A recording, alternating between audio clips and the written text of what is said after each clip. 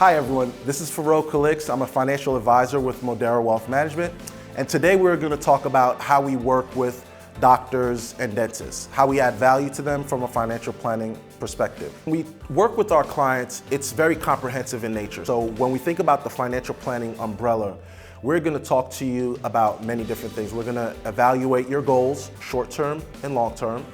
We're going to talk to you about what's important to you and your family. We're going to look at different areas of financial planning from insurance, taxes, estate planning, cash flow, and we're really going to try to get all of this information together and create a financial plan that's customized for you so we can really make sure you're on track and accomplishing the goals that are important for you and your family. The first topic we're going to talk about is cash flow. When we talk about our clients' cash flow, we talk about different areas of their cash flow, about savings, their income, and their debt. The first thing is to talk about their savings. We're going to look at a client-specific savings rate. One of the main drivers to cash flow is your income.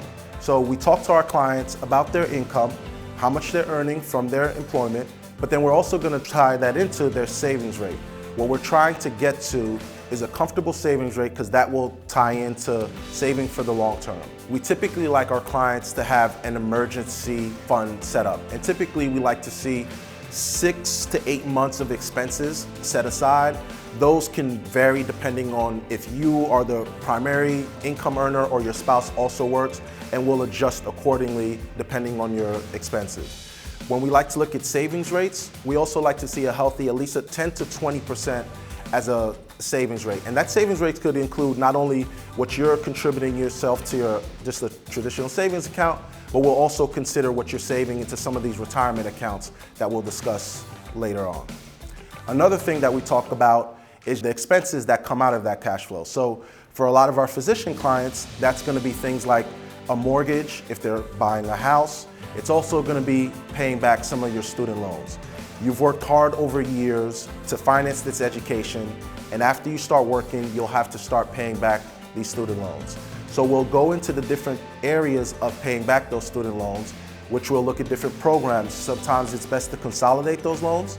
We'll talk about different repayment options, such as public loan forgiveness. So you'll evaluate your specific situation so we can figure out what's best for your cash flow. Another aspect of cash flow is your mortgage. So there are some programs that are specifically available to physicians. One of those programs that you may have heard about are doctor loans. Those are specifically targeted to our physician clients. They often have competitive rates, lower interest rates than normal, and you can get a larger amount. And the idea of those loans is that we know that you'll be financing, not only is it a good relationship for sometimes the bank to finance your loans, but then there's also other aspects of that where you might be doing equipment loans for if you finance your eventual practice, if you have to finance any equipment that you need for the practice. So we're going to talk to you about the different lending opportunities that are available to you. So when you think about mortgages, there's going to be fixed rates, which is exactly how it sounds. For the term of the loan, it'll be at a specific percentage. And then you also have variable rates, which for a certain period, it's fixed, and then after that, it can go up or down.